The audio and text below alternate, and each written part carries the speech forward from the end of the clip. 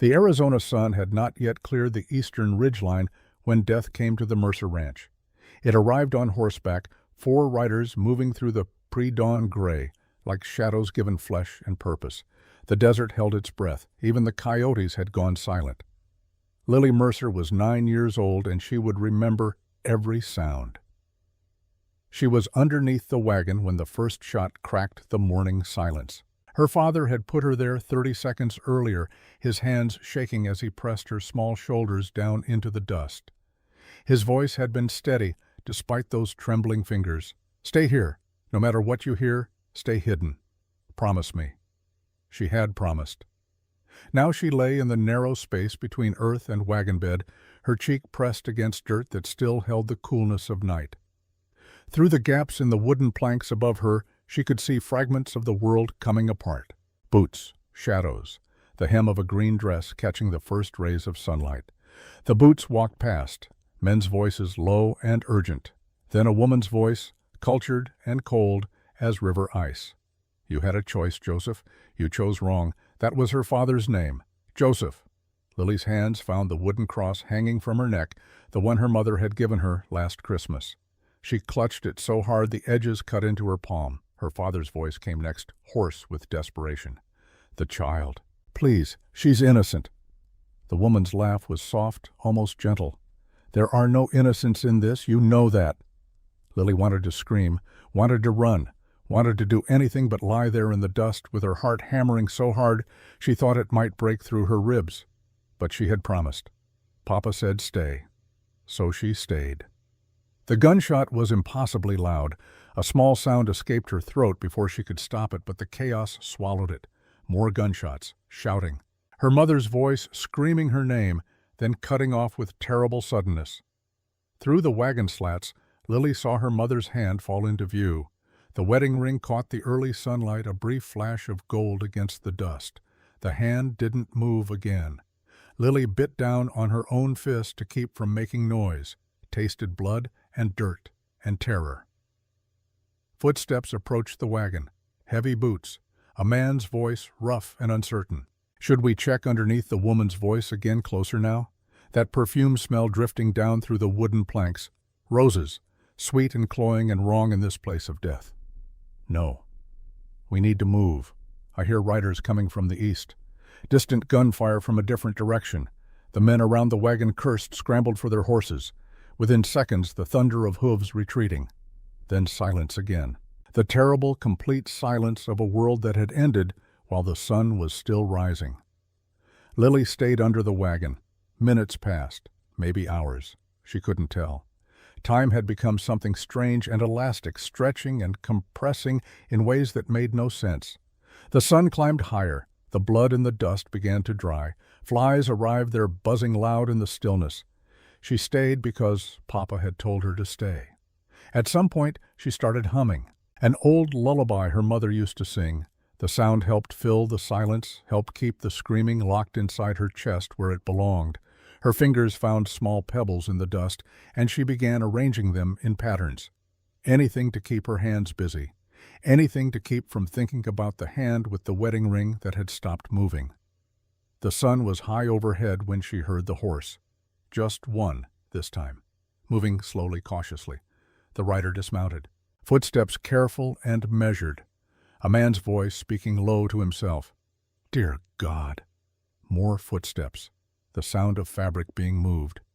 Lily heard him covering the bodies. She knew without seeing. Knew he was putting blankets over the people she loved, the people who would never move again. The kindness of it made something crack in her chest. She kept humming, kept arranging her pebbles, kept existing in the small space under the wagon because the world outside that space was too big and too terrible to face. The footsteps came closer, stopped. A long pause, then very gently. Hey there, little miss. I'm Caleb. I'm here to help. Lily didn't look up, didn't stop humming. Her pebbles were forming a pattern now, though she couldn't have said what pattern or why. The man called Caleb didn't come closer, didn't try to pull her out.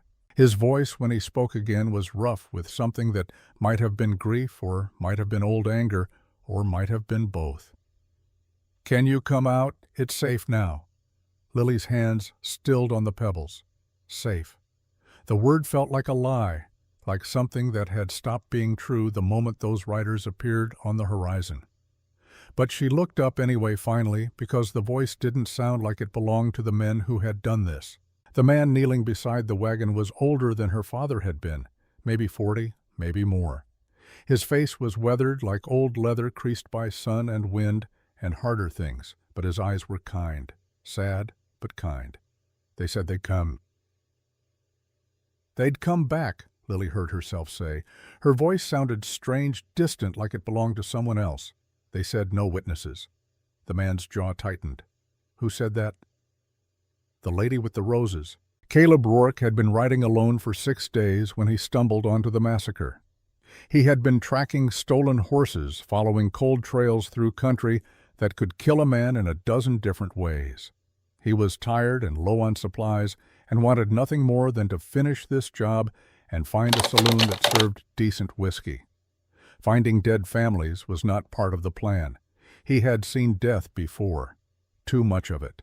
The war had shown him what men could do to each other when they stopped seeing each other as human.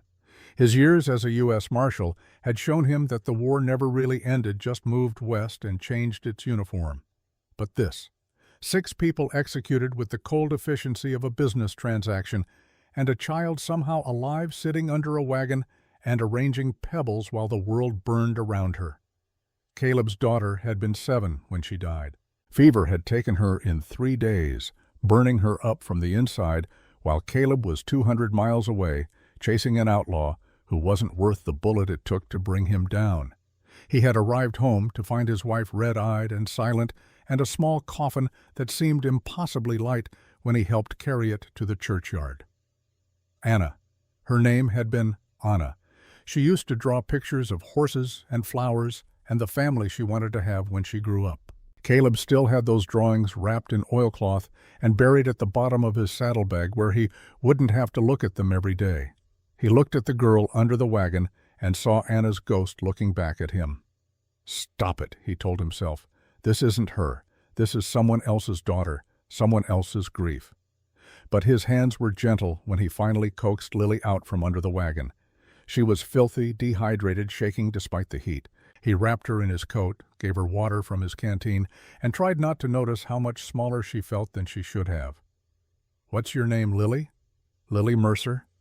"Lily." He nodded. "That's a good, strong name. I'm going to help you, Lily. I promise." She looked at him with eyes that had seen too much, that had aged a lifetime in a single morning.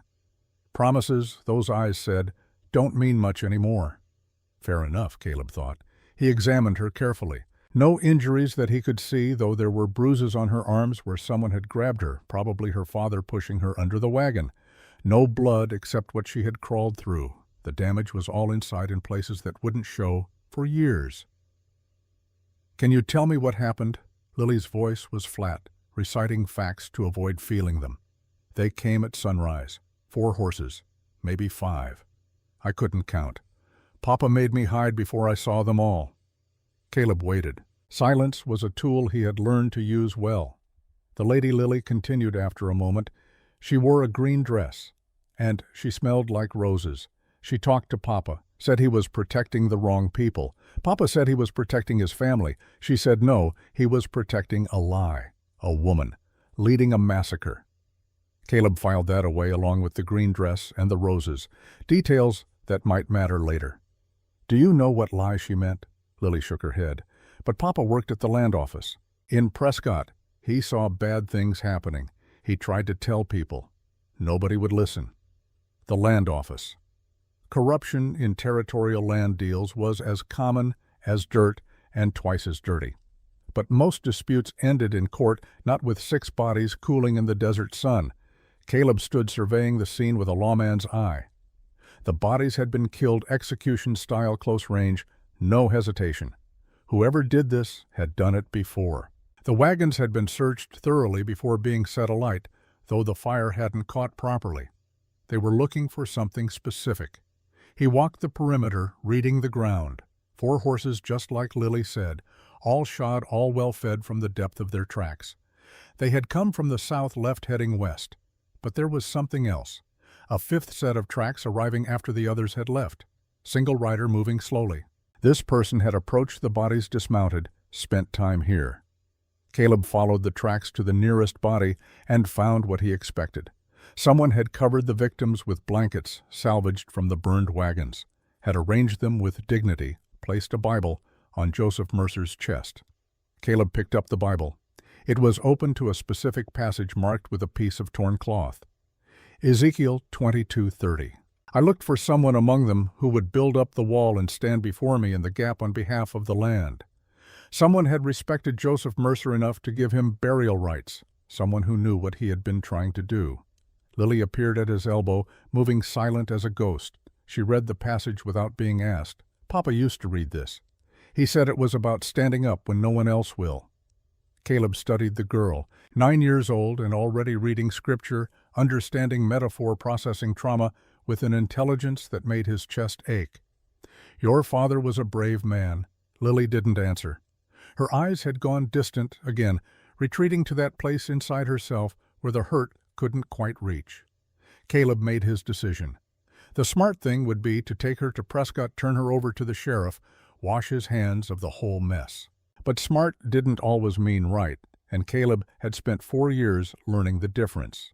He needed to know who the mysterious fifth rider was, needed to understand what Joseph Mercer had been protecting, and needed to keep this small, fierce girl alive long enough to get answers. Lily, he said quietly, did your father have friends? People he trusted. Lily thought about this. Uncle Isaiah, Mama's brother, but they had a fight. Years ago, we never saw him. What was the fight about? Lily shrugged a small gesture that looked too old on her young shoulders. Mama said Uncle Isaiah wanted her to stop fighting, said justice wasn't worth dying for. Mama said some things were. Caleb felt ice settle in his gut. What kind of justice, I don't know. Mama never told me the whole story, just that someone hurt Grandpa, and that person never paid for it. The pieces were starting to fit together, forming a picture that Caleb didn't like. A woman seeking justice for her father, a husband working at the land office gathering evidence. And now both of them dead killed by professionals who left no witnesses. Except they had left a witness. They just didn't know it yet. We can't go to Prescott, Caleb said. Not yet. Lily's head snapped up. Why not? Because you said the lady mentioned a sheriff. That means law enforcement might be involved. We can't trust the normal channels. So where do we go? Caleb thought about Uncle Isaiah, a name with no face, no location. But Lily had said he was her mother's brother, and Margaret Mercer had mentioned him with respect despite their falling out. That suggested military or law enforcement, someone who valued duty even when it cost him family. Long shot. But Caleb had won on longer shots. How much do you remember about your uncle? Not much. Mama kept a picture. I think it got burned. Her voice wavered on the last word. Any idea where he might be? Lily closed her eyes, thinking. Mama said once that Isaiah chose the army over family, that he went west to forget the army. That narrowed it down. There were only so many forts in Arizona territory, and if Margaret had mentioned him choosing the army, chances were good he was still serving. Caleb pulled out his map, studied the territory.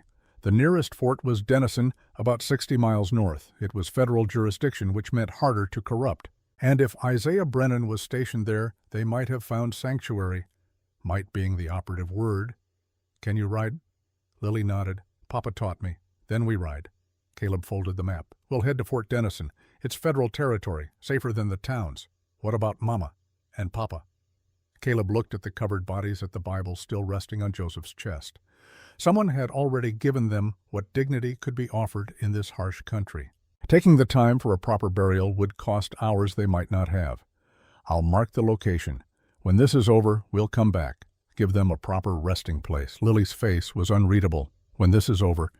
You think it will be over, I think it has to be. Eventually. She didn't look convinced, but she nodded anyway, accepting his words if not believing them. They rode north as the sun angled toward afternoon. Caleb kept them off the main trails using old martial tricks to mask their passage. Lily rode behind him, her small arms wrapped around his waist, silent as a ghost. The land was unforgiving. Red rock and scrub brush, occasional stands of juniper offering brief shade. Heat rose in shimmering waves, turning the horizon into liquid mirage. Caleb's horse, a sturdy black gelding named Soot, plodded onward with the patience of an animal who knew that speed in this country was how you died. They saw the riders just before sunset, two of them sitting their horses on a distant ridgeline, not approaching, just watching. Caleb couldn't make out details at this distance, but he didn't need to. The message was clear. "We know where you are." Lily's arms tightened around his waist. "Are those the people, maybe?" Caleb kept his voice calm. "Could just be drifters. They're following us. Perceptive kid." "Yeah, they are. What do we do?" "We keep moving. They want to watch. Let them watch. Long as they stay at a distance, we're okay. And if they don't stay at a distance, then we deal with it." Lily was quiet for a moment. Then, "You promise not to leave me." The question hit harder than it should have. Caleb thought about Anna, about the promise he had broken without meaning to. Thought about the weight of words spoken to children who believed them absolutely. "I promise." This time, he meant to keep it. They made camp in a narrow canyon sheltered from view. Caleb didn't risk a fire. They ate cold jerky and hardtack drank water that tasted of iron and dust. The stars emerged one by one, impossibly bright against the black sky. Lily sat with her back against a boulder, still clutching that wooden cross. In the starlight, her face looked carved from stone. "What happened to your daughter?" Caleb's hands stilled on the saddle he was checking. "How did you know I had a daughter?" "You look at me the way Papa looked at me, sad and scared." Caleb let out a long breath. Perceptive didn't begin to cover it. "Her name was Anna. The fever took her while I was away on duty. Do I remind you of her? No." He was honest because she deserved honesty. She was nothing like you. She was soft where you're hard. Scared of thunderstorms. Cried when I had to leave for work. Lily absorbed this. "Then where were you when she died?" "Chasing a man who robbed a stage. Brought him in 2 days after I got the telegram saying she was sick. By the time I got home, she was already buried. The silence stretched between them, filled with things that couldn't be said. Do you wish you'd stayed home every day?" Lily nodded like this confirmed something she already knew. "You're here now. That's what matters." Caleb looked at her across the darkness. This child who had lost everything, offering him absolution for sins she couldn't possibly understand. The kindness of it made his throat tight. "Yeah, I'm here now." They reached Fort Denison 3 days later. The journey had been tense, but uneventful. The watching riders had kept their distance, neither approaching nor leaving. Caleb didn't know if that was good or bad. He just knew it meant someone was very interested in where they were going. The fort sat on a low-rise adobe walls, glowing golden in the morning sun. The American flag snapped in the wind. Soldiers drilled in the yard, their movements precise and practiced. It looked like order, like civilization in a country that had precious little of either. Caleb approached the gate with Lily still riding behind him. The sentries watched their approach with the bored alertness of men who had stood this post 1,000 times. "State your business." Caleb kept his hands visible, his voice steady. "Marshal Caleb Rourke, retired. I need to speak to the commanding officer. Federal business." The sergeant squinted at him. "You got papers." Caleb produced his old badge, tarnished but still bearing the federal seal. The sergeant examined it, then looked at Lily with sharper interest. "What's the nature of this federal business massacre?"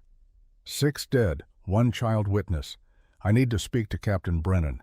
The sergeant's expression shifted. Something flickered behind his eyes. Recognition, concern.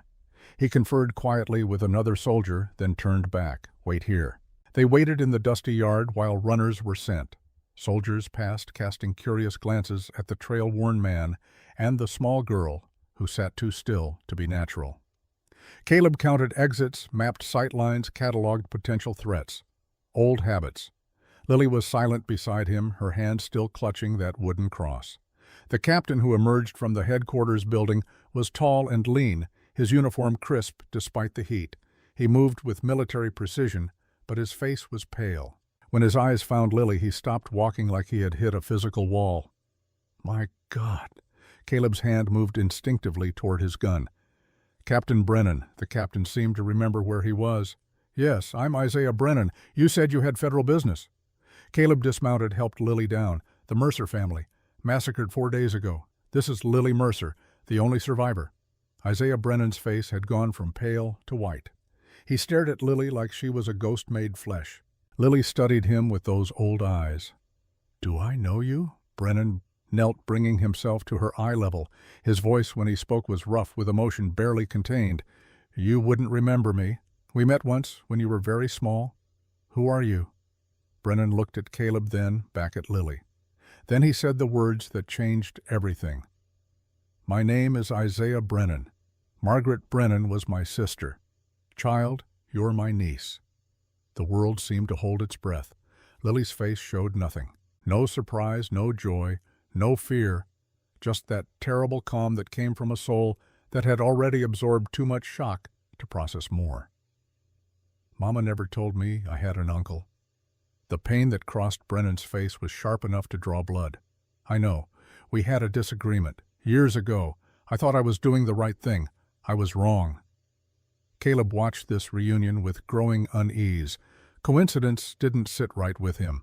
A chance encounter was one thing, but stumbling onto the one fort in the territory commanded by Lily's estranged uncle, that felt orchestrated. "Captain, we need to talk, privately." Brennan stood, his command voice returning. "Of course. Sergeant, see that Miss Mercer is taken to the officer's family quarters. Get her food, water, clean clothes. Treat her as my guest." The sergeant saluted. "Yes, sir." Lily looked at Caleb, uncertainty finally showing on her face. "You'll be close. I'm not going anywhere." Caleb knelt beside her, met her eyes. "You're safe here, I promise.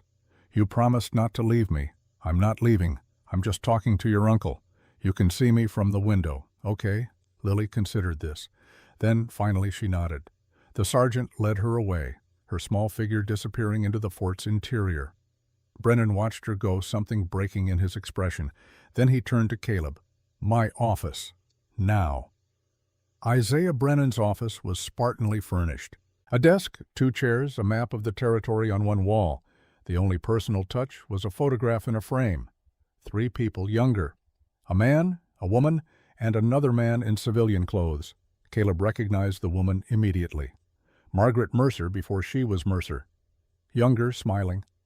Standing beside her was a young man in an army uniform, Isaiah, and the third figure older with kind eyes and a merchant's clothes. Your father Brennan followed his gaze. Andrew Brennan. Yes. Dead 5 years now. Caleb waited.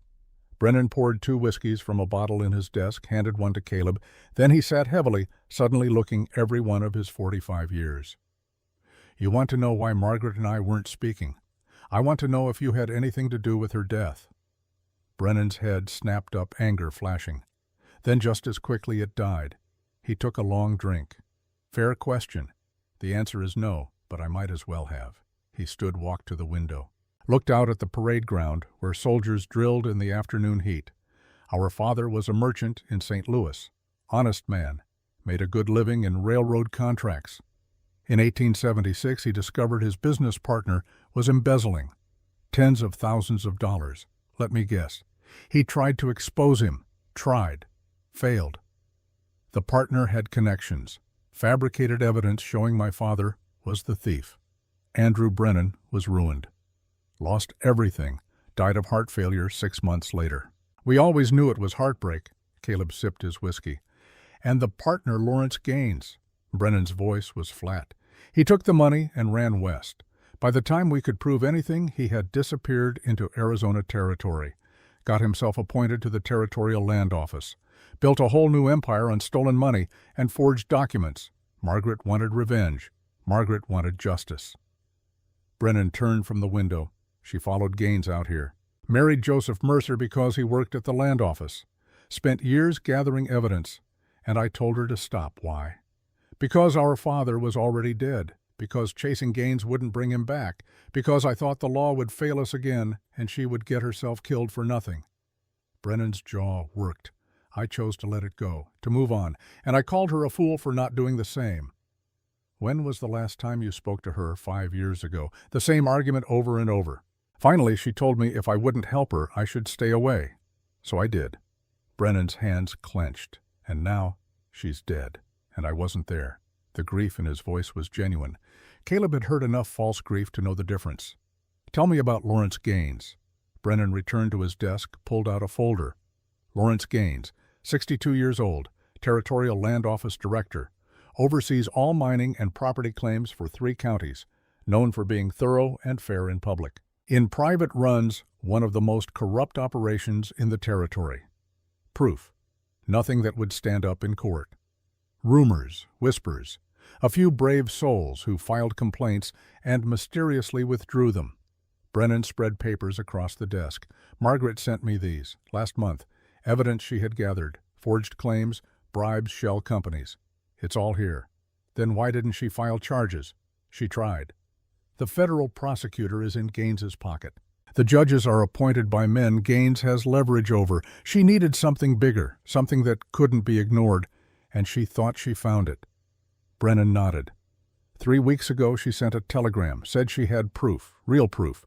Documents that would bring down not just Gaines, but half the territorial government. She was going to take it to the newspapers back east, make it too public to bury. Caleb thought about the burned wagons, the searched belongings. They were looking for those documents, and they killed everyone to make sure they got them. Brennan's face was carved from stone.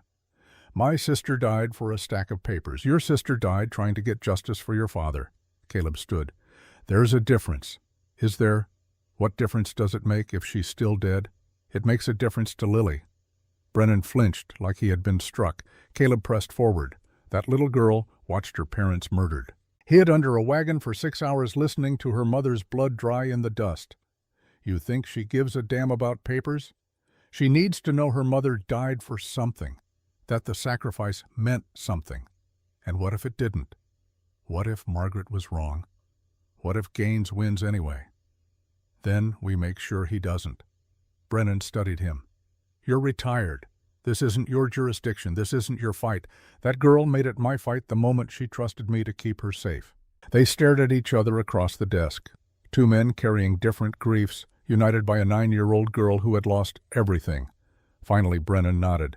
"Then we need to find those documents. If Margaret hid them, she hid them well. The question is where?" Caleb thought about the mysterious 5th rider. The person who had covered the bodies and left the Bible, someone who respected Joseph, someone who knew what he had been trying to do, someone who might know where the evidence was hidden. There's someone else involved, someone who arrived after the massacre. Covered the bodies, left a Bible. Brennan's eyes sharpened. "You saw this tracks? Fresh ones. And the Bible was open to a specific passage, like a message." "What passage, Ezekiel? About standing in the gap?" Brennan hesitated, weighing his words. Then, "That was Joseph's favorite verse. He used to quote it when people told him to stop fighting." So whoever left that Bible knew Joseph personally, knew what he believed, and might know where he hid the evidence. They looked at each other, pieces clicking into place. "The question is," Caleb said quietly, "do they want us to find it, or are they warning us away?" Before Brennan could answer, a knock at the door. The sergeant entered, saluting. "Sir, riders approaching from the south, 4 of them. They're flying a white flag." Caleb and Brennan exchanged glances. 4 riders. "Send them in," Brennan ordered, "but keep the men ready." The sergeant saluted and left. Caleb checked his revolver, a habit so ingrained he didn't think about it. Brennan did the same. They waited. The woman who entered was elegant even in riding clothes. Late 30s, dark hair pulled back in a practical bun. She wore a green dress, dusty from travel. And when she moved, the scent of roses moved with her. Caleb's hand moved to his gun. The woman smiled. It didn't reach her eyes. "Captain Brennan, thank you for seeing me. My name is Vivian Gaines. I believe you have something that belongs to me." Lily watched from the window of her quarters as the woman in the green dress entered the fort. Even from this distance, even after 4 days, she recognized the way that woman moved, confident, certain, like death, walking upright. The lady with the roses had come to the fort, and Lily understood with the terrible clarity of a child who had already learned the hardest lessons that nowhere was truly safe, that the monsters were real, and that they didn't stop hunting just because you found walls to hide behind. She clutched her wooden cross tighter and whispered a prayer her mother had taught her. In the office below, Caleb Rourke met Vivian Gaines's smile with cold eyes and a hand on his gun and understood that the real fight was just beginning. The girl in the dust had found her voice. Now she needed her justice. And Caleb Rourke, who had failed one daughter, swore to himself that he would not fail another, no matter what it cost. Vivian Gaines stood in the doorway of Captain Brennan's office like she owned not just the room, but the entire fort surrounding it. The green dress was dusty from travel, but she wore it with the kind of confidence that came from never doubting your place in the world. Her dark hair was pulled back severely, revealing a face that might have been beautiful if it weren't so cold. The scent of roses preceded her like an announcement. Caleb's hand stayed on his gun. Every instinct honed by years of hunting dangerous men told him he was looking at something worse. A woman who killed with the same casual efficiency most people used to swat flies. Captain Brennan stood slowly, his military bearing rigid. "Mrs. Gaines, this is unexpected." "Is it?" Vivian's smile was practiced perfect. "I would think my arrival is perfectly logical. You're harboring federal evidence. I've come to retrieve it." "Federal evidence," Brennan repeated. "And what evidence would that be?" Vivian's eyes flickered to Caleb, assessing him with the quick calculation of a professional. "You must be the man who found the child. Marshal Rourke." "I believe retired, of course." Caleb said nothing. Silence was often the best weapon against people who liked the sound of their own voice. Strong, silent type. How refreshing. Vivian moved further into the room, her movements deliberate. "Let me be direct, gentlemen. The Mercer massacre was a tragedy. Local bandits, most likely. Terrible what happened to that poor family." "Bandits don't execute people," Caleb said quietly. "No. And what makes you such an expert on execution methods, Mr. Rourke, 14 years as a U.S. Marshal?" "I've seen enough murder to know the difference between robbery and assassination." Vivian's smile didn't waver. Assassination. Such a dramatic word. "The Mercers had enemies, Mr. Rourke. Joseph was making wild accusations about my husband, slandering a respected public servant. Some people take offense to that sort of thing. So your husband sent someone to kill an entire family over slander? I didn't say that." Vivian examined her gloves, brushing away imaginary dust. "I'm simply providing context. Joseph Mercer was unstable. His wife filled his head with conspiracy theories about my husband. It's tragic that their delusions led to violence." Brennan's voice was ice. "Margaret wasn't delusional. She was my sister." Vivian's expression shifted, showing what might have been genuine surprise. "Your sister? How unfortunate. Then you know better than anyone how obsessed she became, chasing shadows, seeing corruption where there was only honest business." "The evidence says otherwise." "What evidence?" Vivian's tone sharpened. "Joseph Mercer's wild claims. Papers anyone could have forged. Captain Brennan, surely a man of your intelligence, understands that grief can make people see patterns where none exist. The evidence my sister gathered over 5 years." Caleb watched Vivian's face carefully.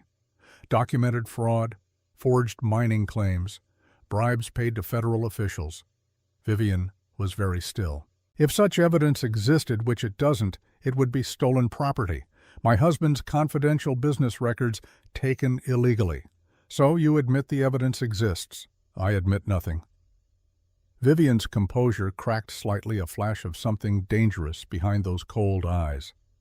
"I'm here as a courtesy gentleman to warn you that harboring stolen documents is a federal crime, and that the child Lily Mercer is a traumatized little girl who cannot be considered a reliable witness." Caleb took a step forward. His voice, when he spoke, was soft, which made it more threatening. "You came here to threaten a 9-year-old child. I came here to offer protection." Vivian's mask slipped back into place. "That poor girl has been through hell. She needs proper care, medical attention, therapy for her delusions." "She's not delusional. Isn't she a child who claims to have witnessed a crime while hiding under a wagon? Who can't identify faces but insists she knows what happened?" Vivian shook her head sadly. "The mind plays tricks, Mr. Rourke, especially traumatized young minds. No court would accept her testimony. We'll let a judge decide that." "Will you? And which judge would that be?" "Judge Morrison, who owes his appointment to my husband's recommendation. Judge Talbot, whose son works at the land office." Vivian smiled again. You're in Arizona territory, gentlemen. This isn't the civilized East. Out here, Lawrence Gaines is the law." The words hung in the air like a challenge. Brennan spoke carefully. "If you're finished threatening us on federal property, Mrs. Gaines, I suggest you leave, of course." Vivian moved toward the door, then paused. "One more thing, the child. Lily, is she comfortable?" "Getting proper rest?" Caleb's hand tightened on his gun. "Stay away from her. Such hostility. I merely want to ensure her well-being." Vivian's eyes were flat empty of anything resembling human warmth. "Children are so fragile. Accidents happen, even on military bases." "Get out," Brennan said. Vivian nodded graciously. "Gentlemen, do think about what I've said. The offer of protection stands. For now." She left the scent of roses lingering like a threat. Caleb waited until her footsteps faded before speaking. "She knows we don't have the evidence." Brennan nodded grimly, "which means she's still looking for it. And she'll kill anyone who gets in her way, including Lily, especially Lily. The child is the only witness who can place Vivian at the scene. As long as she's alive, Vivian has a loose end." Caleb moved to the window, watched Vivian mount her horse in the courtyard below. 3 men waited for her, all armed, all watching the fort with the patient attention of predators. "We need to find those documents before she does. And we need to keep Lily safe while we search." Caleb turned from the window. "There's something else." She mentioned Judge Morrison and Judge Talbot specifically, like she wanted us to know how deep this goes, showing strength. "Trying to make us think fighting back is hopeless. Is it?" Brennan's jaw set. "No, but it's going to be harder than I thought." A knock interrupted them. Brennan's wife entered, a woman in her late 30s with intelligent eyes and capable hands. She glanced between them, reading the tension immediately. Constance Brennan said, "This is Marshal Rourke. Rourke, my wife Constance." Constance Brennan nodded to Caleb, then turned to her husband. "The child is asking for Mr. Rourke. She won't eat until she sees him." Caleb felt something twist in his chest. "I'll go to her. I'll come with you," Constance said. "We should talk about her care." They left Brennan to his maps and his guilt, climbing the stairs to the family quarters. Constance walked with the confident stride of a woman who knew her own mind. "She's frightened," Constance said quietly, trying hard not to show it, but she's terrified. She saw her parents murdered. "I know. And now she's in a strange place with people she doesn't know. You're the only constant she has. I'm not her father." "No, but you're the one who found her, who brought her to safety. That means something to a child." They reached the quarters. Constance knocked softly before entering. Lily sat on a bed too big for her small frame, still clutching that wooden cross. She had been cleaned up, given fresh clothes, but her eyes held the same haunted distance. When she saw Caleb, relief flooded her face. "You came. I promised I would." Caleb pulled a chair close to the bed. "How are you doing?" Lily considered the question with that unnerving seriousness. "The lady with the roses was here." "I know. You saw her from the window." Lily's fingers worked the cross. She walked like she owned everything, like no one could touch her. Constance sat on the other side of the bed. "Did you recognize her voice?" Lily nodded slowly. "She's the one who said there are no innocents, the one who gave the order." Caleb and Constance exchanged glances. Caleb said carefully, "I need you to think very hard. Can you remember anything else about that morning?" "Any other details?" Lily closed her eyes. Caleb watched her face, saw her retreating into memory. It was a long moment before she spoke. "There were 5 horses, not 4. I said 4 because I only counted 4 before Papa made me hide, but I heard 5. 5 riders, one more than Vivian had brought to the fort. The 5th one," Lily continued, eyes still closed, "came later, after the shooting stopped. I heard the horse, different sound, heavier. And the rider, they walked different, slower, like they were looking at everything." "That was the person who covered the bodies," Caleb said. Lily opened her eyes. They put Mama's hands together, like she was praying. And they put Papa's Bible on his chest, someone who cared. Caleb filed this away. "Do you remember anything else? Any voices?" Lily frowned. "There was talking, before the shooting. The lady with the roses said you were supposed to destroy the records. Papa said I kept them as insurance, against people like you." "Records," Constance said. "The evidence Margaret gathered." Lily continued. "Papa said something else. He said, even if you kill me, the truth is already safe. Someone else knows. Someone you'll never find. Caleb's pulse quickened. Someone else has the evidence. Or knows where it's hidden. Lily looked between them. What does it mean? It means your father was smarter than Vivian thought. Caleb squeezed her hand. He made sure the truth would survive even if he didn't. But who would he trust? Constance asked. If the law is corrupt, if judges are bought, who could? Joseph turned to Brennan, appeared in the doorway. I might know. They gathered in Brennan's office again this time, with Constance present. She listened as her husband laid out what he knew. Margaret's letters mentioned a priest. Brennan spread papers across his desk. Father Domingo Salazar. Runs a small mission church about 20 miles south of the Mercer Ranch. Joseph and Margaret attended services there. A priest would make sense, Constance said, bound by confession. Couldn't be forced to testify even if threatened. And someone Joseph would trust absolutely. Caleb studied the map. 20 miles south. That's close to where the 5th Rider's tracks originated. Brennan nodded. I'm sending a patrol to the mission tomorrow. Officially, to check on the congregation's well-being. Unofficially, to talk to Father Salazar. I should go with them. You're not military. I'm the one Lily trusts. If the priest has the evidence, he'll want to know she's safe before he hands it over. Brennan considered this. Fine. But you take Sergeant Cooper and 4 men. This isn't a negotiation. Agreed. Constance spoke up. What about Vivian? She'll be watching the fort. Let her watch. Brennan's voice was hard. She threatened a child on federal property. That gives me justification to restrict her access. She won't get within 100 yards of Lily. And when you leave, Constance looked at Caleb, when you go to the mission. Then Lily stays here. Caleb met her eyes. With you. Constance nodded slowly. I was a nurse during the Apache campaigns. I know how to use a rifle. And I know how to protect people I care about. The determination in her voice reminded Caleb why he had trusted his instincts about this place. Fort Denison might be surrounded by corruption, but within these walls were people who still believed in doing right. The next 3 days fell into a rhythm. Caleb spent his mornings with Lily teaching her things his daughter Anna had never lived long enough to learn. How to read weather patterns in clouds. How to tell direction by the sun. How to move quietly through a room. Lily absorbed it all with that unnerving focus. She rarely smiled, rarely showed emotion beyond that watchful calm. But sometimes, when Caleb praised her for learning something quickly, he would see a flash of pride. A glimpse of the child she might have been if the world hadn't stolen her childhood. The afternoons he spent with Brennan going through Margaret's documents, mapping connections, building a case that might actually hold up in a courtroom, if they could find an honest court.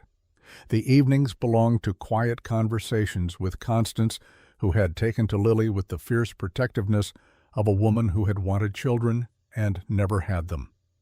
It was on the 3rd evening that Constance told Caleb the truth. They sat on the fort wall watching the sun paint the desert in shades of amber and red. Below, soldiers drilled while the flag snapped in the evening wind. I can't have children, Constance said without preamble. 3 pregnancies, all lost before the 4th month. I'm sorry, don't be. It's old grief now. Constance watched Lily playing chess with one of the younger soldiers in the courtyard below. But when I see that child, I feel something I haven't felt in years. Hope, purpose. Constance smiled slightly. Isaiah feels it too, though he'd never admit it. The guilt of failing Margaret is eating him alive. Protecting Lily, that's his chance at redemption. What if we can't protect her? Caleb voiced the fear that woke him at 3 a.m. What if Vivian is right, and the system is too corrupt? Then we burn the system down. Constance's voice was mild, but her eyes were steel. My father was a Union officer, fought at Shiloh. He taught me that some battles you fight because losing is worse than dying. You sound like Margaret. I wish I'd known her. From everything Isaiah's told me, she was remarkable. She was also dead, killed for fighting a battle she couldn't win. Constance turned to face him, but she damaged them, made them desperate enough to show their hand.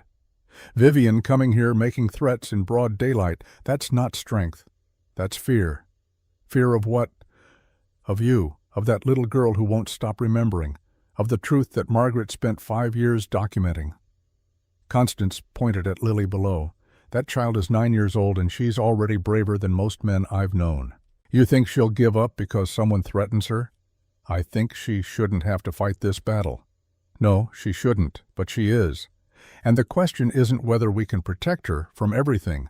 It's whether we can give her the tools to protect herself. They watched in comfortable silence as Lily captured her opponent's knight with economical precision. The soldier laughed, conceding the game. Lily's face showed the faintest hint of satisfaction. "You're right," he said finally. "She's not Anna. She's stronger than Anna ever got the chance to be. Then stop trying to shelter her like Anna. Start preparing her like the fighter she's becoming."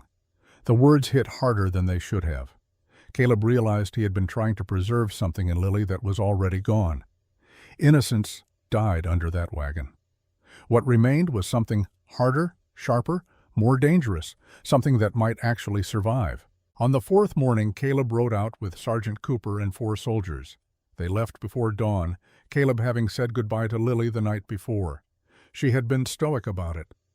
"Of course you have to go. You're looking for the truth. I'll be back in 3 days, maybe less." "I know."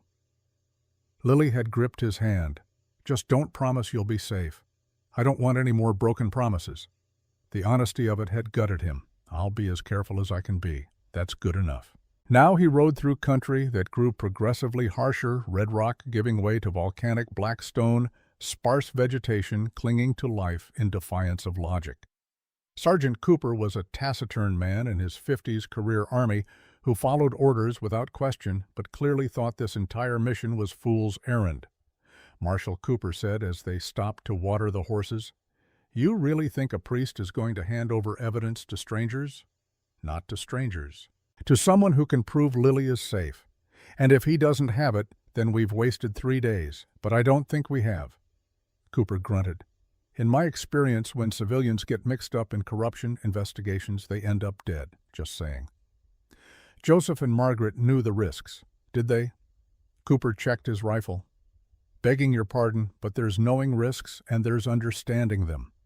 Most people think they're brave until the moment comes. Then they learn different. You think they were cowards? I think they were civilians playing soldier. Got themselves killed for it." Cooper's voice softened slightly. "The girl, though, she's got something.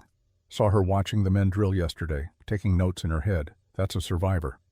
She's 9 years old. Age doesn't matter. I've seen grown men break under less. She hasn't broken. That means something." They reached the mission by mid-afternoon. It was a small adobe structure weathered by decades of sun and wind. A wooden cross marked it as a place of worship. Chickens scratched in the dusty yard. A small garden struggled against the heat. Father Domingo Salazar emerged as they dismounted. He was perhaps 60, with a lined face that spoke of hard years and harder choices. His cassock was faded but clean. His eyes were sharp. Soldiers, he greeted them. "Welcome. We don't get many visitors from the fort," Father Salazar Cooper said. "We're here on official business. This is Marshal Caleb Rourke." Salazar's expression didn't change, but Caleb saw recognition flicker. "Marshal Rourke. I've heard of you. You found the Mercer child." "I did. She's safe at Fort Denison. Is she?" Salazar gestured toward the church. "Perhaps we should speak inside." The church interior was cool, dim, peaceful. Salazar lit a candle at the altar, then turned to face them. The child saw everything Caleb said quietly. "She can identify the killers. And you want me to testify to what Joseph told me in confession?" Salazar shook his head. "I cannot. My vows forbid it. I'm not asking you to break confidence. I'm asking you to help us find evidence that Joseph and Margaret gathered." "What makes you think I have such evidence?" "Because Joseph told Vivian Gaines that the truth was already safe with someone she'd never find. Because tracks from the massacre site lead here. Because someone covered those bodies with respect and left a Bible open to Joseph's favorite verse. The priest studied him as if hearing a confession. Then, how is the child truly traumatized? Brave.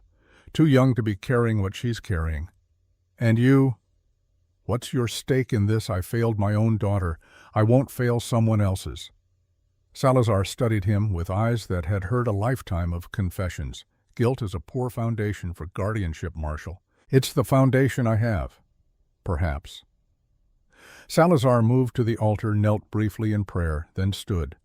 Joseph Mercer was a good man. He came to me 6 months ago, said he had evidence that could bring down corrupt men, but feared for his family. Asked me to keep something safe. Do you have it? I do. But before I give it to you, I need to know that Lily is truly safe, that you can protect her from what comes next. Vivian Gaines is looking for this evidence. She's already threatened the fort. Then you know what you're facing. A woman who kills without hesitation, backed by a man with unlimited resources and no conscience. Salazar's voice was grave. If I give you this evidence, Lily becomes the only living witness. They will never stop hunting her. They're already hunting her. Yes, but right now they're not certain she knows anything useful.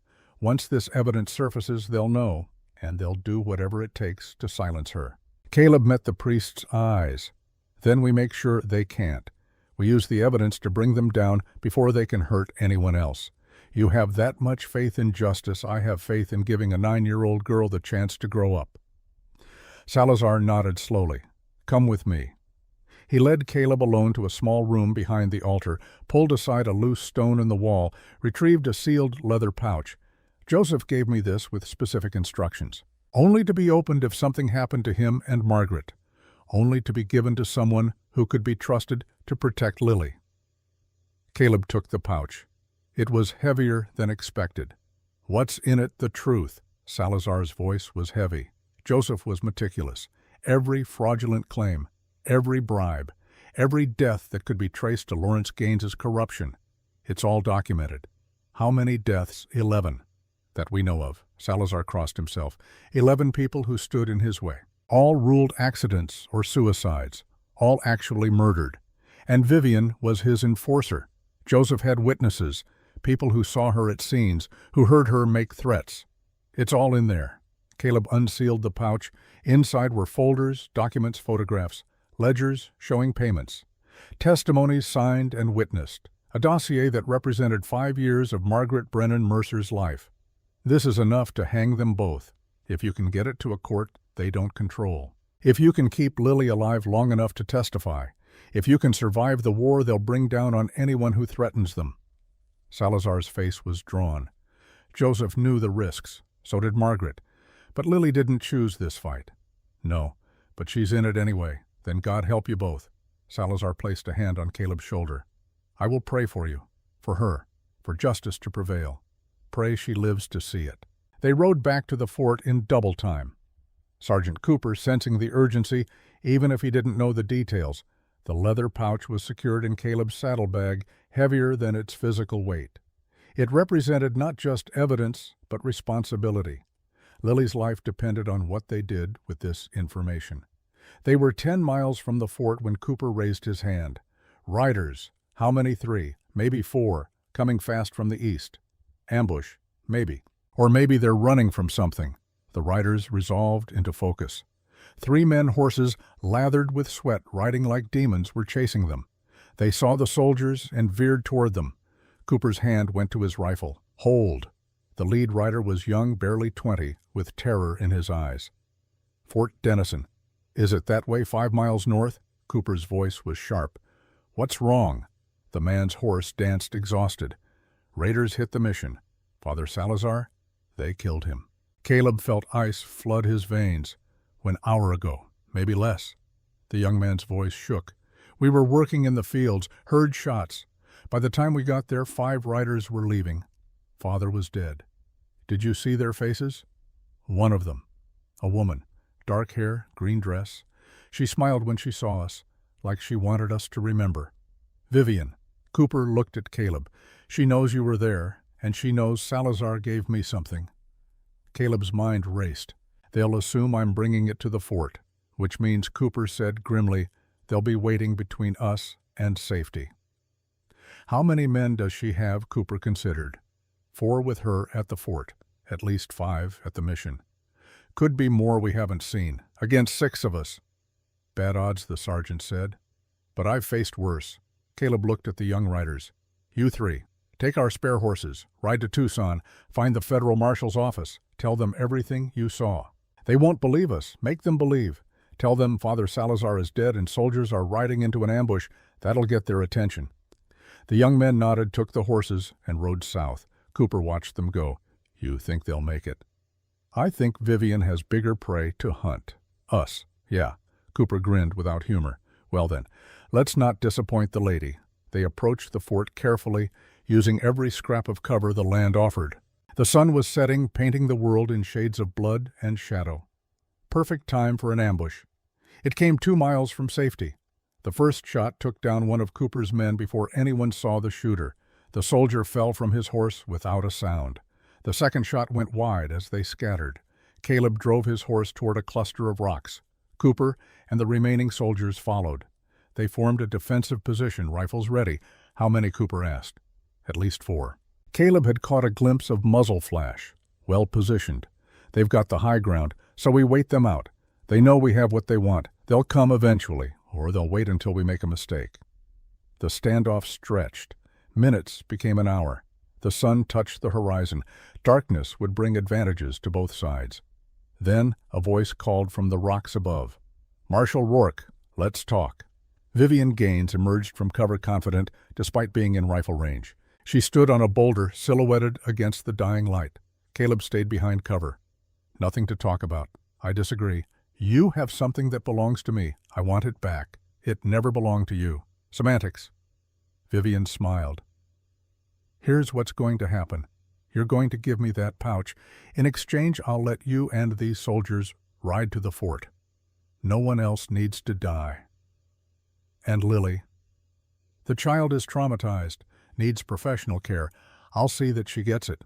"Professional care meaning a shallow grave. You wound me, Marshal. I have no quarrel with a 9-year-old girl.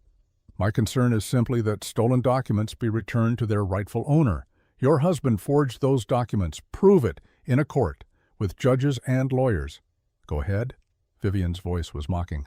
"Or you can accept reality. Lawrence Gaines owns this territory. You can fight him and die, or you can walk away and live." I've heard that speech before. From every corrupt official who thought power made them untouchable. And how many of them are still standing? Fewer than you'd think. Vivian's smile faded. "Last chance, Marshal. The documents. Now." Caleb's answer was to raise his rifle. The reaction was immediate. Gunfire from multiple positions. Caleb and the soldiers returned fire disciplined and accurate. One of Vivian's men went down. Another ducked behind cover wounded, but they were still outnumbered. Cooper swore as a bullet grazed his arm. "We can't hold this position." "Don't have to." Caleb pointed toward the fort. "They can see the gunfire. Help is coming, if it arrives in time. Then we make our own time." Caleb pulled out the leather pouch, held it up where Vivian could see. "You want this? Come get it." He threw it. Not toward Vivian, but toward open ground between their positions. The effect was electric. Vivian's men broke cover scrambling for the pouch. It gave Cooper and his soldiers clean shots. 2 more of Vivian's men went down, but in the chaos, Vivian herself reached the pouch, snatched it up and retreated to cover. Caleb watched her go, satisfaction cold in his chest. Cooper stared at him. "You just gave her the evidence." "No, I gave her a decoy." What Caleb patted his jacket. "The real evidence is here. What I threw was blank paper in a similar pouch." Cooper started laughing, despite the bullets. "You sneaky bastard." "Learned from chasing sneakier bastards." The gunfire slackened. Vivian's remaining men were retreating, covering her withdrawal. In the distance, Caleb could see riders coming from the fort. Brennan had seen the fight. Vivian appeared one last time, holding the pouch. Her face, even at this distance, was twisted with fury. When she opened it and saw blank paper, her scream echoed across the desert. "This isn't over, Rourke. Never thought it was." She rode away into gathering darkness, her surviving men following. Caleb watched her go, knowing this was only the beginning. Brennan arrived with 20 soldiers. His face was grim as he surveyed the casualties. 1 dead, 3 wounded, including Cooper. What happened? Ambush. Vivian wanted the evidence. Caleb handed the real pouch to Brennan. "I didn't give it to her." Brennan opened the pouch, scanned the contents. His face went pale. "My God, this is everything. Everything Joseph and Margaret died to protect. We need to get this to someone who can use it, someone Gaines doesn't own." Brennan nodded slowly. "I know someone. Federal prosecutor in Santa Fe. He's clean. And he hates corruption cases. How long to get there?" 3 days hard riding. Then we need to move fast. before Vivian regroups. They returned to the fort in tight formation, alert for further attacks. None came. Vivian was licking her wounds, planning her next move. Lily was waiting when they entered the gate.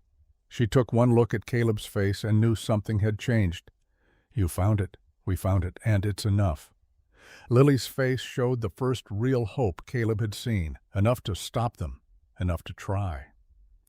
They gathered in Brennan's quarters, Caleb Brennan, Constance, and Lily. The documents spread across the table like evidence at trial. Lily studied them with that unsettling focus. She couldn't read all the legal language, but she understood enough. These are the people Mama was fighting. Yes, and now we have proof. We have proof. The question is what to do with it. "We take it to court," Lily said, like Mama wanted. Brennan shook his head. "Every court in Arizona is compromised. Then we go somewhere else." Lily's voice was firm. "We go to Santa Fe, to this clean prosecutor you mentioned. That's 3 days through dangerous territory," Constance said. "With Vivian hunting us, so we don't run." Lily looked at each of them. "We fight. You're 9 years old. I'm the witness. Without me, this is just papers."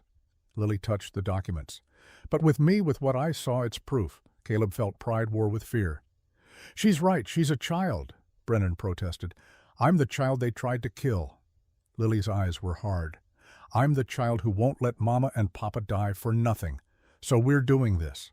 The only question is whether you're brave enough to help me." The silence in the room was profound. Finally, Constance spoke. "I'll go with you." 3 heads turned to stare at her.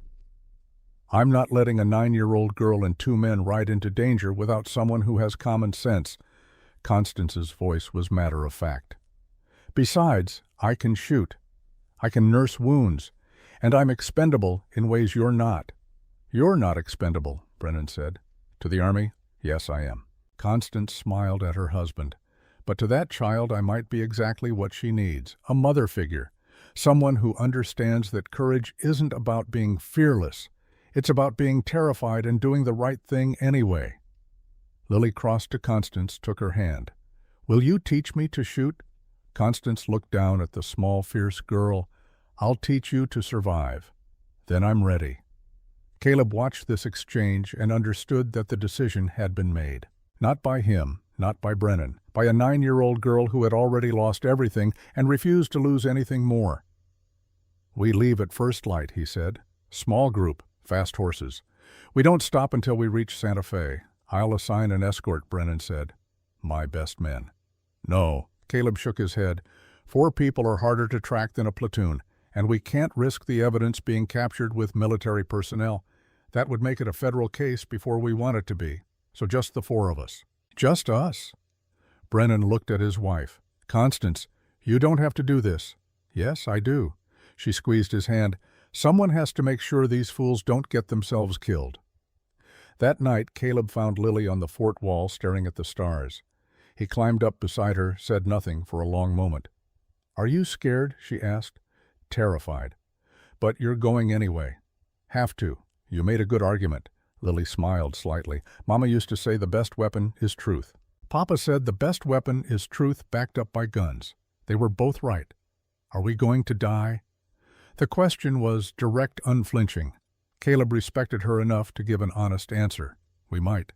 The people we're fighting are dangerous. They've killed before. They'll kill again if they get the chance, but we're going anyway." "Yes, why?" "Because," Caleb said slowly, "some things are worth dying for. Justice, truth, protecting people who can't protect themselves. Mama and Papa thought that. They did. And they were right, even if it cost them everything." For a time, Lily said nothing. Then, "I'm glad you found me. I'm glad too. Even if we die, even then." She leaned against him, small and warm and impossibly brave. Caleb put his arm around her, this child who wasn't his but might as well be. Tomorrow they would ride into danger. Tomorrow they would face killers and corruption and impossible odds. But tonight, under stars that had witnessed countless struggles and countless victories, a broken man and a traumatized child found something they both thought they'd lost forever: hope.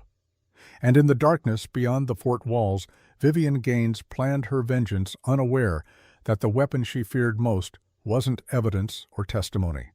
It was the unbreakable will of a 9-year-old girl who had decided that truth mattered more than safety. The girl in the dust had become the girl who would not break, and God help anyone who stood in her way. Dawn came cold to Fort Denison. Caleb Rourke stood in the stable checking saddles and supplies with the methodical care of a man who knew that small mistakes in the wilderness could mean death. 4 horses, 4 riders, 3 days of hard country between them and Santa Fe, 3 days with Vivian Gaines hunting them. Lily appeared in the stable doorway dressed in practical riding clothes that Constance had altered to fit her small frame. She looked impossibly young in the gray morning light, but her eyes held that familiar steel. "Are we ready?" "Almost." Caleb tested the cinch on her saddle one more time. "You remember what we talked about. Stay close. Don't argue with orders. If shooting starts, get to cover." Lily recited it like a lesson. "And trust you to keep me safe." "That last part is the most important, I know." Constance Brennan entered next carrying a rifle with the easy familiarity of someone who had carried one before. She wore split riding skirts and a man's shirt practical for hard travel. Her hair was pulled back severely. Everything about her said she was ready for war. "Isaiah wants to talk to you," she said to Caleb, "before we leave." Caleb found Captain Brennan in his office staring at a map of the territory. The older man looked like he had not slept. "You don't have to do this," Brennan said without preamble. "Yes, I do. You could leave the evidence with me. Let me send it through official channels. We both know that would get it buried, or lost, or conveniently destroyed." Caleb moved to the map. "This only works if we deliver it directly to someone who can't be bought. Federal Prosecutor James Whitmore in Santa Fe." Brennan tapped the city on the map. "He's the most honest man in the territory. But getting to him means surviving Vivian. She's already lost men. She's wounded desperate, which makes her more dangerous, not less." Brennan turned from the map. "Constance is the only family I have left. If something happens to her because of my sister's crusade, then you'll have lost 2 people to the same fight." Caleb met his eyes. "But if we don't go, if we don't try, then Margaret died for nothing. And Lily lives the rest of her life looking over her shoulder." Brennan's silence stretched as he weighed the decision. Finally he nodded. "I've arranged for supply caches along the route, every 50 miles. Food, water, ammunition. They're marked on this map." He handed Caleb a folded paper. Caleb studied the route. It avoided main roads stuck to rough country where a small group could move faster than a large one. 3 days if the weather holds, 2.5 if you push hard." Brennan hesitated. "There's something else. A telegram came this morning. From Tucson, those young men who fled the mission, they made it. Federal marshals are investigating Father Salazar's death. That's good news. It would be. Except the marshal assigned to the case is Robert Chen, and Chen served with Lawrence Gaines in the war. They're old friends." Caleb cursed quietly. "So even the federal investigation is compromised." "Possibly. Which means you need to get that evidence to Whitmore before Chen can interfere. Before Gaines realizes what's happening and calls in favors. How much time do we have?" "A week, maybe less. Then we better ride fast." They assembled in the courtyard as the sun cleared the eastern mountains. Sergeant Cooper was there with a dozen soldiers forming an honor guard. It was more ceremony than Caleb wanted, but Brennan had insisted. Isaiah Brennan stood before his wife, trying to find words. Finally, he just pulled her close. "Come back to me. I plan to." Constance kissed him. "But if I don't know that I chose this, that it mattered. Everything you do matters." They separated. Brennan turned to Lily, knelt to her level. "You're very brave. Your mother would be proud." Lily studied him seriously. "Are you going to be okay? When we're gone, I'll be here, waiting. And when you come back, we'll talk about family, about what it means to be an uncle who doesn't run away. I'd like that." Caleb shook Brennan's hand. "If we're not back in 10 days, assume the worst. I'll give you 12. Then I'm coming after you with the entire garrison. Fair enough?" They rode out through the fort gates as the soldiers stood at attention. Caleb led on his black gelding Soot, with Lily on a smaller bay mare. Constance rode a sturdy roan, and a pack-horse carried their supplies. They moved at a steady canter, eating up ground while the horses were still fresh. Behind them, Fort Denison grew smaller. Ahead, the wilderness waited. The first day passed without incident. They followed Brennan's map through country that grew progressively wilder. Red rock canyons gave way to pine forests which yielded to high desert scrubland. The land was beautiful in a harsh way, indifferent to human struggles. They made camp that night in a sheltered canyon, risking a small fire for hot food.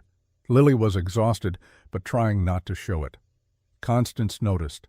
"You did well today. 15 hours in the saddle is hard on anyone. I can keep up. I know you can. But there's no shame in admitting when you're tired." Lily was quiet for a moment. "If I admit I'm tired, will we stop?" "No, we keep moving, but knowing your limits helps you manage them."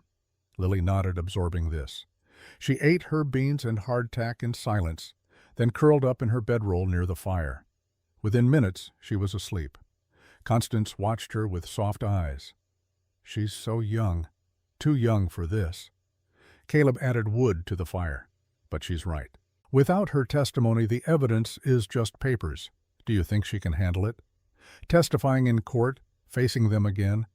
I think she's the strongest person I've ever met, but that doesn't mean this won't hurt her." Constance pulled out her rifle, began cleaning it with practiced efficiency. "I was 17 when I enlisted as a nurse.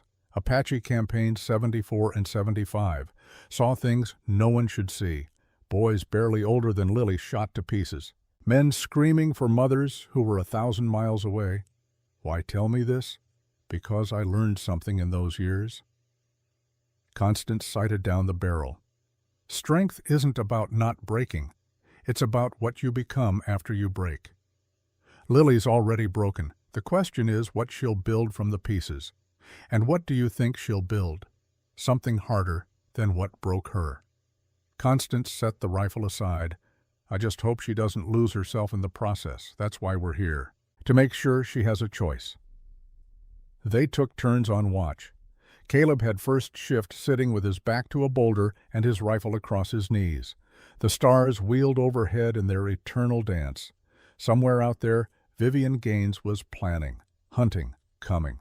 He was ready. The second day brought their first real trouble. They were crossing a narrow valley when Caleb saw the dust. Riders perhaps 5 miles back, moving fast. Too fast to be anything but pursuit. "We've got company." Constance shaded her eyes. "How many? Can't tell yet. But they're closing. What do we do?" Lily's voice was calm, controlled. "We run." Caleb pointed toward a line of hills to the east. "There's rough country that way. We can lose them if we're smart. And if we can't, then we fight." They pushed the horses hard, racing for the broken terrain. The pursuers matched their pace, slowly closing the distance. Caleb could make out details now. 4 riders, no 5. And leading them a flash of green dress. Vivienne. She had found them faster than he'd expected, which meant she had help. Someone at the fort or someone watching the trails. It didn't matter now. What mattered was survival. They reached the hills and plunged into a maze of canyons. Caleb knew this country from his martial days, knew the hidden passes and box canyons that could trap the unwary. He led them deeper, choosing paths that would slow mounted pursuit. Behind them, the sounds of following horses echoed off stone walls. They emerged into a small valley with a creek running through it. Good defensive position, high ground on 3 sides, but also potentially a trap if they were surrounded. "We make a stand here," Caleb decided. "Constance, take Lily up that ridge. Find cover." "What about you?" "I'm going to slow them down." Caleb. Lily started. "No arguments. Remember what you promised." Lily's jaw set, but she nodded. She and Constance scrambled up the rocky slope, leading their horses. Caleb positioned himself behind a boulder with clear sightlines down the valley. He didn't have to wait long. The first rider appeared cautiously, scanning for ambush. Caleb let him pass. The second and third followed. Then Vivian herself, still in that green dress, now torn and dusty, but unmistakable. "Marshal Rourke," she called. "I know you're here. I can smell the fear." Caleb said nothing. "This is pointless, you know. You can run to Santa Fe. You can run to Mexico. It doesn't matter." Vivian dismounted, confident, despite being in an ambush position. "Lawrence Gaines owns this territory. He owns the judges, the marshals, the politicians. You're fighting a war you already lost." Caleb's finger rested on the trigger. He could end this now, One shot. But killing her wouldn't stop Gaines, wouldn't bring justice, would just make him a murderer. Still nothing. Vivian laughed. The strong, silent type. How tedious. Very well. Let's make this interesting. She smiled that cold, empty smile. Your little pet is so trusting. Believes in crosses and prayers and justice. Such a sweet child. It would be a shame if something happened to her faith or her life. Caleb's blood ran cold. Here's what's going to happen, Vivian continued. You're going to give me the real evidence this time. In exchange, I'll let the child live. You and the woman can even go free. I don't care about you. I care about protecting my husband. Your husband is a murderer. My husband is a survivor, just like me. Vivian's smile faded. You think you're righteous. You think you're the hero. You're a washed-up marshal who failed his own daughter. Now you're playing protector because you can't face your own guilt. The words hit harder than bullets. I looked into you, Marshal Rourke. Anna wasn't it, 7 years old. Died while you were off chasing outlaws for money. Some father you were. Caleb's hands tightened on the rifle. And now you've attached yourself to another little girl, trying to rewrite history, trying to save the daughter you let die. But you can't, Marshal. The past doesn't change. And this girl, she's going to die too, just like Anna, unless you're smart. Give me the evidence. Caleb stood slowly, rifle pointed down. He emerged from cover. Vivian's smile returned. Sensible? I knew you were smart. Smart enough to know you're lying. Caleb's voice was flat. You'll kill us all whether I give you the evidence or not. True, but I'll make it quick if you cooperate. That's more mercy than you deserve. The gunshot came from the ridge above. Constance Brennan had taken the shot, and it was perfect. The bullet caught Vivian in the shoulder, spinning her around. Her men reacted instantly, returning fire, but they were exposed in open ground against opponents on high terrain. Caleb added his own fire, methodical and accurate. One of Vivian's men went down. Another's horse was hit, throwing him. The remaining two grabbed Vivian and retreated in chaos, returning fire wildly. Within seconds, they were gone, leaving one dead man and an injured horse. Caleb scrambled up the ridge. Constance was reloading, her face grim. Lily stood behind her, pale but steady. Nice shot. I was aiming for her heart. Constance ejected the spent cartridge.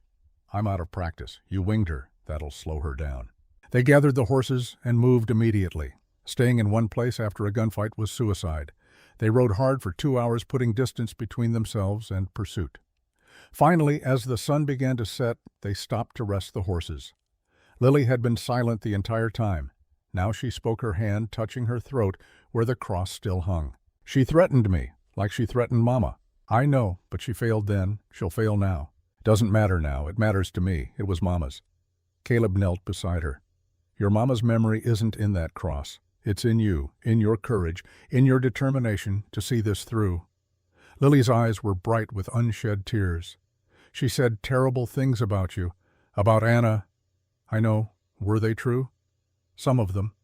Caleb didn't look away. I was away when Anna died, and I do carry guilt for that. But Vivian was wrong about one thing. What I'm not trying to replace Anna. I'm trying to be the man she deserved as a father, the man I wasn't then. He touched Lily's shoulder. And you're not a replacement. You're yourself, someone worth protecting for who you are. Lily nodded slowly. Then, I'm glad you're here. Me too. Constance watched this exchange, her expression soft. Then we better make sure we all survive to see Santa Fe. The third day brought them into higher country. Pine forests replaced desert scrub. The air grew cooler, sweeter. They were close now. One more push, and they would reach federal territory. But Vivian wasn't finished. The attack came at midday. Not from behind where they expected, but from ahead. An ambush in a narrow canyon pass. Gunfire erupted from both sides. Caleb's horse screamed and went down, throwing him hard. He rolled, came up with rifle in hand, returning fire. Constance and Lily were pinned behind rocks, horses scattered. And walking down the canyon toward them unhurried, despite the bullets, was Vivian Gaines. Her shoulder was bandaged, her green dress soaked with blood. But she walked like death itself, a revolver in each hand. End of the line, Marshal. Caleb fired. Missed. Fired again. One of Vivian's guns spun away, but she kept coming. You're resilient, I'll give you that. Vivian's remaining gun came up, but resilience only delays the inevitable. The shot that saved Caleb's life came from an unexpected direction. A rifle cracked from high on the canyon wall. The bullet took Vivian in the leg, dropping her. Her men turned toward this new threat, confused. And then Sergeant Cooper appeared on the ridge with a dozen soldiers. Cooper's voice boomed across the canyon.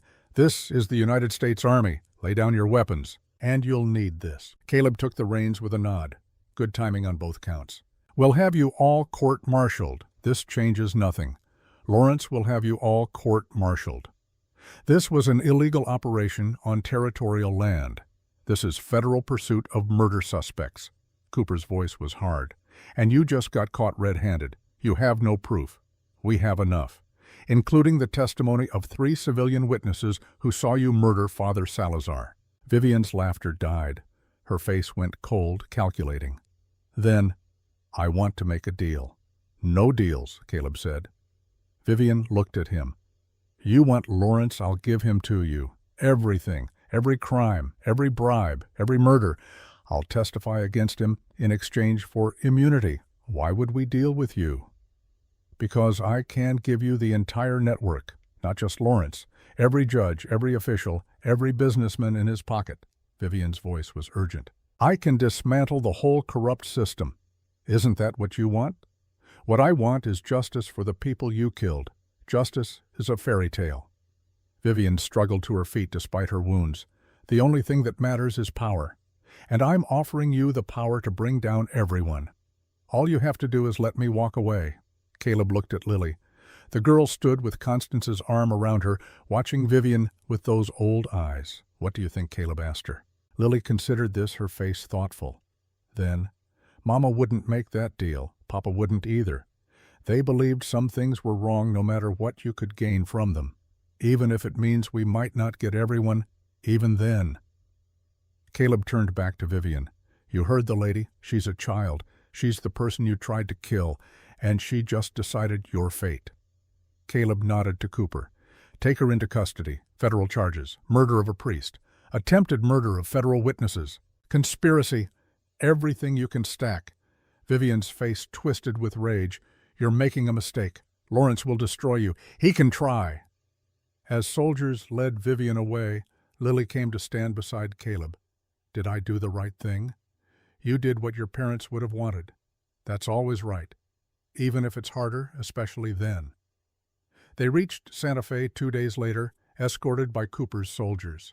The city was larger than anything Lily had seen, buildings of adobe and wood climbing hillsides, church bells ringing the hour. Civilization after days of wilderness.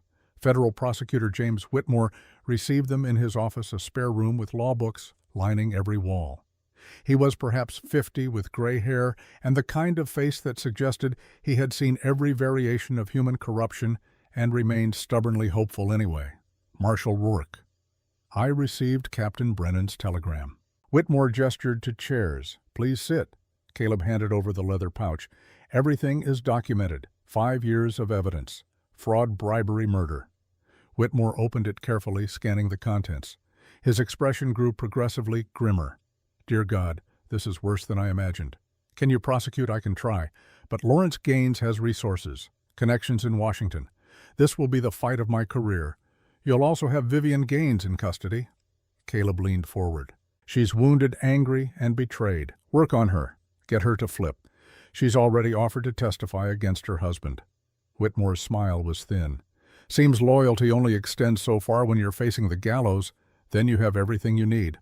"Almost." Whitmore looked at Lily. "I'll need the child's testimony. In open court. Can she handle that?" Lily spoke before Caleb could. "I can handle it." Whitmore studied her. "You understand what it means? You'll have to describe what you saw. Answer questions from defense attorneys who will try to make you doubt yourself."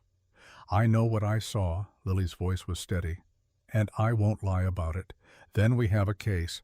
The trial began 3 weeks later. Federal court, federal judge, jury drawn from across the territory. Whitmore had worked fast, knowing that delay would give Gaines time to interfere. Lawrence Gaines sat at the defense table, flanked by expensive lawyers. He was a large man, well-dressed, with the kind of face that suggested honest dealings and firm handshakes. Looking at him, you would never suspect murder. Beside him in shackles sat Vivian. They did not look at each other. The prosecution built its case methodically, documents showing fraudulent land claims, bank records proving bribes, testimony from victims' families, each piece of evidence another nail in Gaines's coffin. On the fourth day, Vivian took the stand. She wore a simple gray prison dress, her elegance stripped away. But her voice remained cold and clear. "State your name for the record.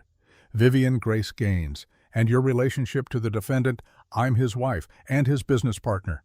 Vivian's eyes found Lawrence. "Or I was until he decided I was expendable." The courtroom stirred. Whitmore approached. "Mrs. Gaines, you've agreed to testify in exchange for consideration in sentencing. Is that correct?" "Yes." "Tell us about the Mercer family." Vivian's testimony was clinical detailed. She described how Lawrence had learned that Joseph Mercer was gathering evidence, how he had ordered the family eliminated, how Vivian had personally led the attack because Lawrence wanted it done right. "I gave them a chance," Vivian said. "I told Joseph to destroy the documents. He refused, so I did what was necessary. You killed 6 people. I protected my husband's interests," which he seems to have forgotten.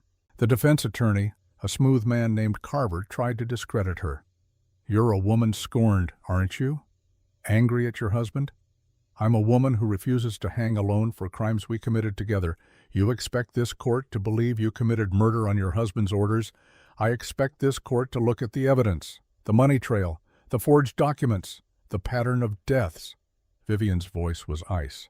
"Lawrence Gaines built an empire on theft and murder. I was his tool. But he held the knife." Lawrence Gaines's face remained impassive, but his hands clenched. On the 6th day, Lily testified. Whitmore had prepared her carefully, but nothing could really prepare a 9-year-old for this moment. She walked to the witness stand in a new dress Constance had bought her, white with blue flowers. Her red hair was braided. She looked impossibly small. "State your name, please." "Lily Mercer." "And how old are you?" "Lily, 9.5." A ripple of sympathy moved through the courtroom. Whitmore's voice was gentle. "Lily, I need to ask you about the morning your family died. Can you tell us what happened?" Lily's hands gripped the rail of the witness box. "We were at the ranch. Papa woke me up before sunrise, said I needed to hide under the wagon. He was scared. I could tell. What happened next, riders came. I heard horses, then voices. A woman's voice telling Papa he had a choice. Do you see that woman in this courtroom?" Lily's eyes moved to Vivian. "That's her, the lady who smells like roses. Let the record show the witness has identified Vivian Gaines." Whitmore paused. "What did the woman say to your father?" "She said he chose wrong. Papa begged her to spare me, said I was innocent. She said there were no innocents. Then what happened?" Lily's voice cracked slightly. "She shot him. I heard Mama scream, then more shooting. Then everything got quiet." Defense attorney Carver rose. "Objection. The witness has admitted she was hiding under a wagon. She couldn't have seen the shooting.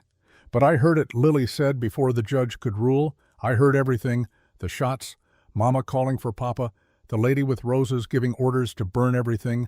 Judge Harrison leaned forward. "The witness may continue." Whitmore approached gently. "Lily, I know this is hard.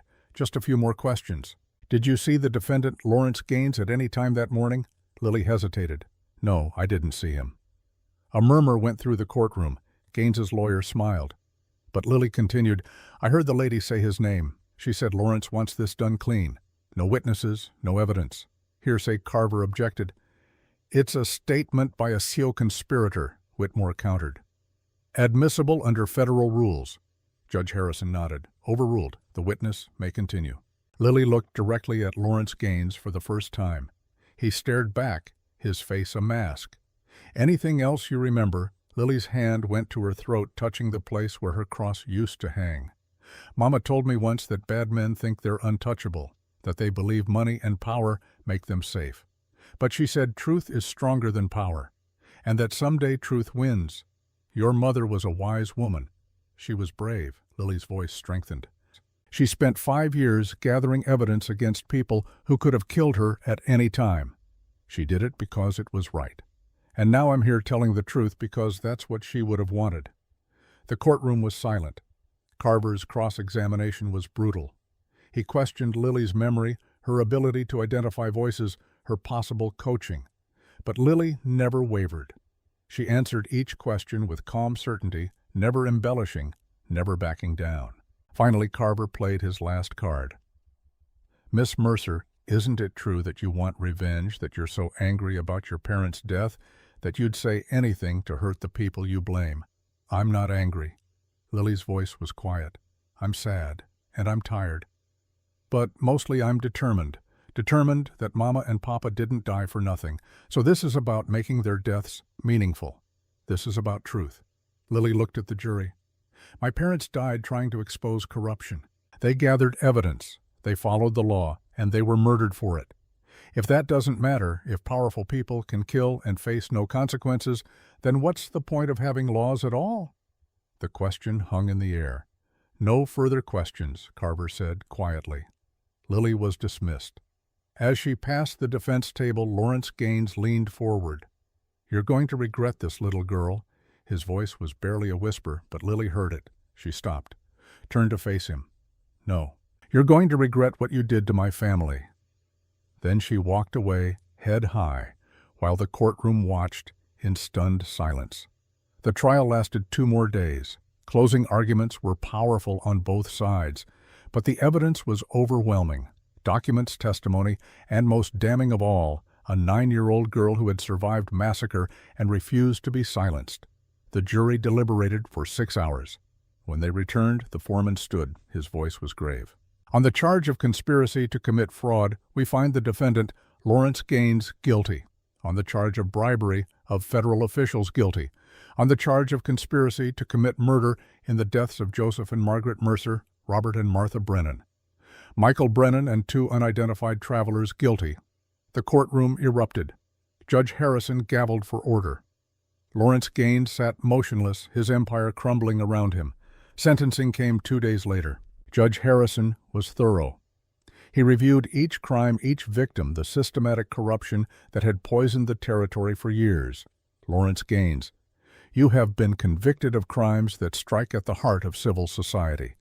You used your position to enrich yourself at the expense of honest citizens. You ordered the deaths of those who stood in your way. You corrupted the institutions meant to protect people from men exactly like you." Gaines stared straight ahead. "The law demands punishment.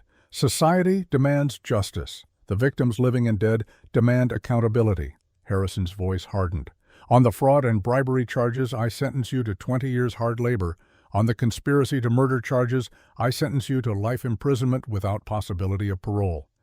Gaines's face finally showed emotion. "Shock, then rage. You will spend the remainder of your days in federal prison contemplating the lives you destroyed and the trust you violated." Harrison looked at Lily in the gallery. "And perhaps you'll think about the 9-year-old girl who proved braver than you ever were." Marshals led Gaines away. He looked back once, his eyes finding Lily. The hatred in that gaze was palpable. Lily met it without flinching. Vivian was sentenced next. Her cooperation earned her consideration, but not mercy. "Vivian Gaines, you participated in multiple murders. You led the attack that killed 6 people, including children. Your testimony against your husband shows you understand right from wrong. You simply chose wrong repeatedly." Vivian's face was stone. "I sentence you to death by hanging. Sentenced to be carried out in 60 days. For the first time, Vivian showed fear. Real human fear. "Your Honor," she started, "you had your chance for mercy when you gave Joseph Mercer and his family a chance to live. You chose execution. Now you face the same." Harrison's gavel fell. Court adjourned. Outside the courthouse, Caleb and Lily stood in afternoon sunshine. Constance had her arm around the girl. Sergeant Cooper and his men waited nearby, still providing security. "It's over," Lily said. She sounded uncertain, like she couldn't quite believe it. "The trial is over." Caleb knelt beside her. "Justice has been served. Your parents would be proud. What happens now?" "Now you get to be a kid again. Go to school, make friends, live life without looking over your shoulder." "And you?" Caleb hesitated. "I don't know. I haven't thought past today." "You could stay with me," Lily said, "if you wanted." The offer hung between them, weighted with possibility. Constance spoke up. "Isaiah has been asking about guardianship. He wants to be part of your life, Lily, as family. But not as my only family, Lily said. She looked at Caleb. Right, Caleb felt something shift in his chest. That old crack widening, letting light in. Right, if you'll have me. As what? As whatever you need. Guardian. Protector. He swallowed hard. Father, if you want. Lily's smile was small but genuine. The first real smile he had seen from her. I'd like that. Then it settled. Constance squeezed Lily's shoulder. You'll stay with me and Isaiah at the fort until Caleb finds a permanent home. We'll be family together. All of us. All of us. 6 months later, Caleb stood on the porch of a small ranch 20 miles outside Santa Fe. Not the Mercer Ranch. That land held too many ghosts. This was new ground, clean and full of possibility. The house was modest but sturdy. Corrals held horses Caleb was breaking to sell. A vegetable garden struggled against the high desert climate, but showed promise. It was honest work, simple work, the kind that let a man sleep at night. Lily appeared from the barn leading a young mare. She had grown in 6 months, filled out some loss that haunted hollowness. She still had nightmares sometimes, still flinched at sudden noises, but she was healing. She's ready, Lily announced. I think we can sell her next week. You sure Caleb walked down to examine the horse? She's still a little skittish. She trusts me. That's enough. Caleb smiled. When did you become the horse expert? You taught me. Lily stroked the mare's neck. You said trust is built slowly. Same with horses as with people. Smart kid. I learned from the best. A wagon appeared on the road from Santa Fe. Isaiah and Constance Brennan making their weekly visit. They had become constants in Lily's life. Uncle and aunt indeed, if not yet in legal document. Isaiah carried a basket from Constance's kitchen. The woman was determined to fatten them both up through sheer force of baked goods. How's my favorite niece, Isaiah called. Your only niece, Lily corrected, but she was grinning. They gathered on the porch sharing food and stories and the comfortable silence of people who had fought together and survived. Lily showed Constance her latest drawings. Not the dark images of before, but landscapes and horses and the future she was building. As the sun began to set, painting the mountains in shades of gold and purple, Caleb found himself thinking about Anna, his first daughter gone too soon. The grief was still there, probably always would be, but it no longer consumed him. Anna's death had taught him about loss. Lily had taught him about second chances. You're thinking about her, Lily said quietly. She had come to stand beside him. How did you know? You get this look, sad but peaceful. Is that okay, that I still think about her? Of course, Lily leaned against him. Just like I still think about Mama and Papa. We don't forget the people we lost, we just learn to carry them better. When did you get so wise? I had good teachers. They stood together as stars began to emerge. Behind them, Constance and Isaiah laughed at some shared joke. The horses nickered in the corral. The world continued turning indifferent to human pain, but also to human joy. Caleb Lily said, Yes, thank you. For finding me. For not leaving me. For choosing to stay. Thank you for trusting me. For being brave. For reminding me what matters. They watched the sunset in companionable silence. Two people who had lost everything and found each other in the wreckage. Not a replacement for what was gone, but something new. Something worth protecting. In Santa Fe, Lawrence Gaines sat in a federal prison cell. His empire destroyed his legacy, one of corruption and murder. He would die there, unmourned and forgotten. In Tucson, Vivian Gaines had hanged 2 months prior, her final words unrecorded and unmourned. The territory had moved on as it always did, burying its ugliness beneath new scandals and new hopes. But on a small ranch outside Santa Fe, a broken man and a traumatized girl built something the corrupt could never touch. A family forged not by blood, but by choice, by courage, by the stubborn insistence that good could triumph, that justice could prevail, that love was stronger than hate. Lily Mercer would grow up safe, would go to school, make friends, learn to laugh freely. The nightmares would fade. The scars would remain, but they would become part of her story, not the entirety of it. And Caleb Rourke, who had failed one daughter and found redemption in protecting another, would spend the rest of his days making sure she knew she was loved, valued, safe. The girl in the dust had found her voice. The man who found her had found his purpose. And together they had proven that truth, however painful, was always worth fighting for it. The desert wind carried away their words as father and daughter stood on the porch watching the day end and tomorrow begin. Behind them, family gathered. Ahead, a future uncertain but hopeful. And somewhere in the fading light, the ghosts of Margaret and Joseph Mercer looked on and smiled. Their daughter was safe. Their sacrifice had mattered. Justice had prevailed. And love in the end had won. The last witness had spoken her truth, and the world had listened.